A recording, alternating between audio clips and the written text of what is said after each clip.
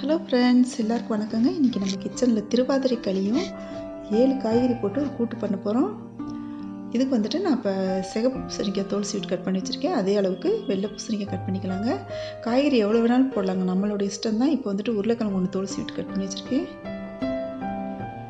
இப்போ கொஞ்சம் பச்சை பட்டாணி எடுத்துக்கலாங்க. இது காஞ்ச பட்டாணி போடக்கூடாது, பச்சை காய்கறிகள் மட்டும்தாங்க சேர்க்கணும். பச்சை பட்டாணி. அடுத்து வந்துட்டு அவரைக்காய் கொஞ்சம் வந்துட்டு கட் பண்ணி வச்சுருக்கேன். அடுத்து ஒரு பாலக்காய் வந்துட்டு தோல் சீவிட்டு கட் பண்ணி எடுத்துக்கலாங்க. இப்போ நான் வந்துட்டு சேனக்கிழங்கு வந்துட்டு தோல் சீவிட்டு கட் பண்ணி வச்சுருக்கேங்க. இதுக்கு பதிலாக சேப்பங்கிழங்கும் சேர்க்கலாம்.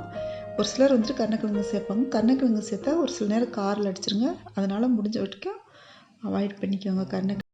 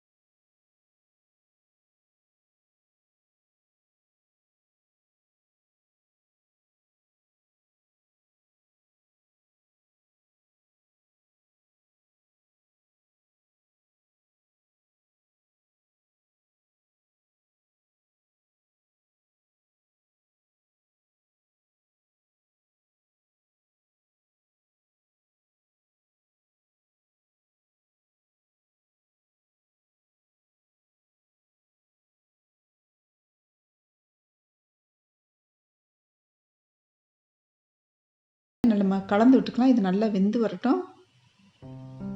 பாருங்கள், நல்லா வெந்து வந்துருச்சு. இந்த டைமில் நம்ம வந்து பவுடர் பண்ணி வச்சுருக்க இந்த மசாலா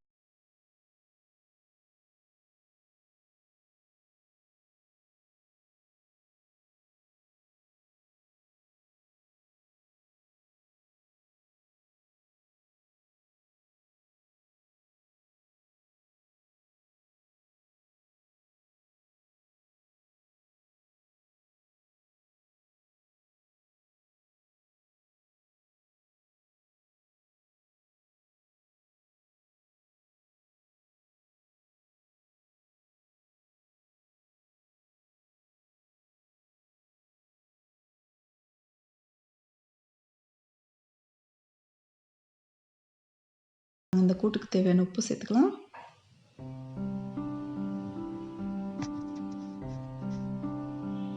சேர்த்துட்டு நல்லா கலந்து விட்டுக்கலாங்க.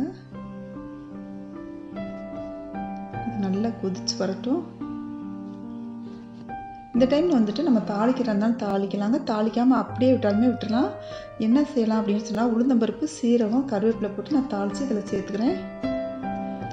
அவ்வளோதாங்க, திருவாதிரைக்கு இந்த காய்கறி கூட்டு ரெடி ஆயிடுச்சு. இனி அடுத்து வந்துட்டு நம்ம களி பண்ண போகிறோம். இப்போ ஒரு பாத்திரத்தை கனமான பாத்திரமாக வைக்கணுங்க. வச்சுட்டு நான் ஒரு 3/4 டம்ளர் 3/4 கப் அளவுக்கு வந்துட்டு பச்சரிசி எடுத்துருக்கேங்க. இதுக்கு பச்சரிசி மட்டும்தாங்க உபயோகப்படுத்தணும். புழுங்கல் அரிசி வந்துட்டு உபயோகப்படுத்தக்கூடாது. எந்த ஒரு சாமிக்கு எது படைக்கனாலும் பச்சரிசி மட்டும்தான் உபயோகப்படுத்தணும். இப்போ 3/4 கப்புக்கு வந்துட்டு 1/4 கப் அளவுக்கு பச்சரிசிக்கு 1/4 கப் அளவுக்கு பாசிப்பருப்பு எடுத்துருக்கேங்க. இதனால் வறுத்து விட்டுட்டு இந்த அளவுக்கு வந்து கொஞ்சம் கோல்டன் ப்ரௌன் கலர் அளவுக்கு வர அளவுக்கு வறுத்து விட்டுக்கோங்க. ஒன்றாவே போடலாம், தனித்தனியாகவே வறுக்கலாங்க. இப்போ தண்ணி சேர்த்துக்கலாம். இப்போ வந்துட்டு நம்ம வெள்ளைப்பாகு காய்ச்சி எடுத்துக்க போகிறோங்க.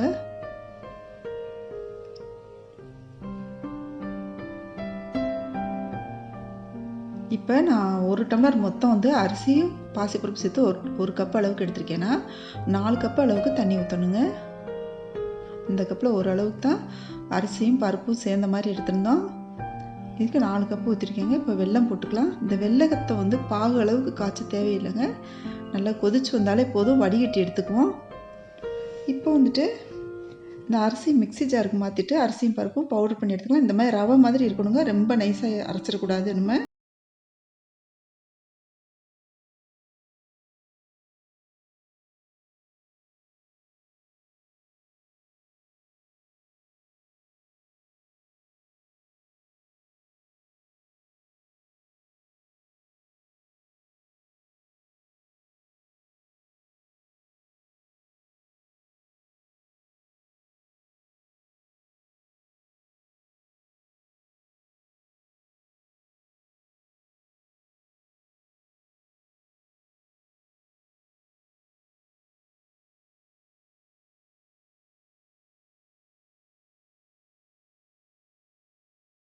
அரிசியும் பாசிப்பருப்பு பவுடர் பண்ணி வச்சுருக்கத தண்ணி ஊற்றி கலந்துக்கலாங்க. ஏன்னா நம்ம அப்படியே பவுடராகவும் நம்ம போடலாம். பவுடராக போட்டோம்னா கொஞ்சம் கொஞ்சமாக கட்டி போட்டுரும் ஒரு சில சமயத்தில். அதனால வந்துட்டு இது மாதிரி நம்ம கொஞ்சம் தண்ணி ஊற்றி கரைச்சி